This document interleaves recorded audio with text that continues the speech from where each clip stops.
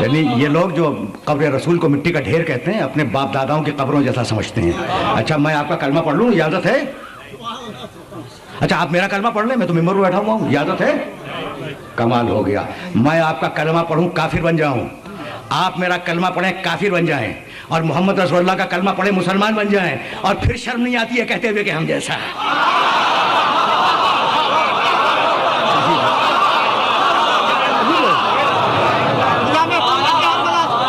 عجیب مرحلہ فکر ہے نا.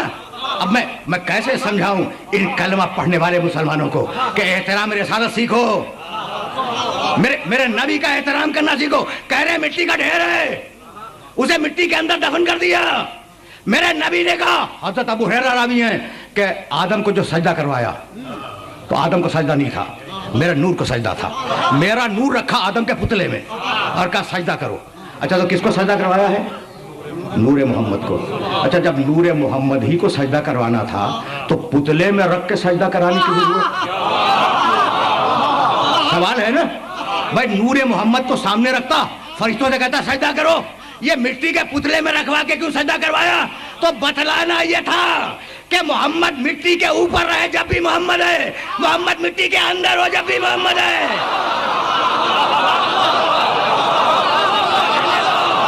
جملہ کہنے دو. فرشتوں سے نور محمد کو سجدہ کروایا, تو اب غیر اللہ کو سجدہ ہو گیا یا نہیں؟ ہو گیا نا, غیر اللہ کو سجدہ ہو گیا. اچھا اب نعوذ باللہ سمجھانے کے لیے یہ جملہ کہہ رہا ہوں. اب تم فرشتوں کو بدعتی کہو,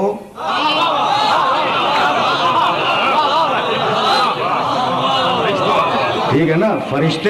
فرشتے جھک گئے نور محمد کے آگے بدعتی ہو گئے. کہہ رہا تھا تیرے علاوہ کسی کو سجدہ نہیں کروں گا. یا اللہ مدد کا قائل تھا, یا رسول اللہ کا قائل نہیں تھا.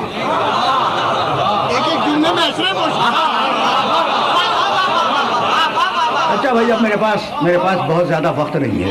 اچھا تو اب دو گروپ سامنے آئے, ایک وہ جس نے سجدہ کیا فرشتوں کا گروپ, ایک وہ جس نے انکار کر دیا, ٹھیک ہے نا. تو جو سجدہ کرنے والے تھے وہ اپنے مقام پہ باقی رہے. جس نے نور محمد کو سجدہ کرنے سے انکار کیا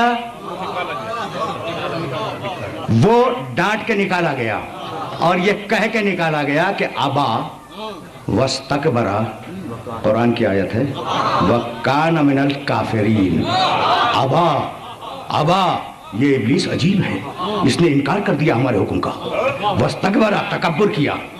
وکان من الکافرین, اور وہ تو تھا ہی پرانا کافر.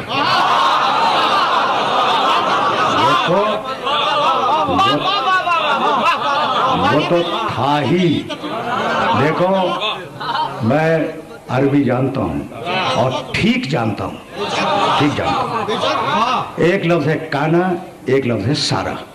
سارا کے معنی ہو گیا, صاد الف رے, سارا ہو گیا. کانا تھا. تو سارا کافرہ نہیں ہے کہ وہ انکار سجدہ سے کافر ہو گیا, نہیں.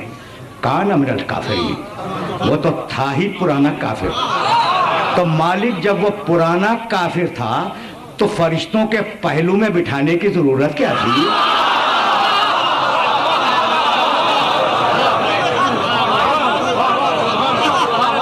بھائی بہت سیدھی بات.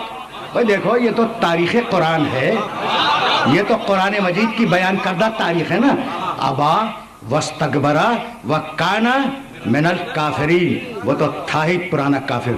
تو فرشتوں کی مقدس صحبت میں بٹھانے کی کیا ضرورت تھی؟ تو اگر دور رہتا تو اس کا کفر کھلتا کیسے؟ اگر وہ دور رہتا تو اس کا کفر کھلتا کیسے؟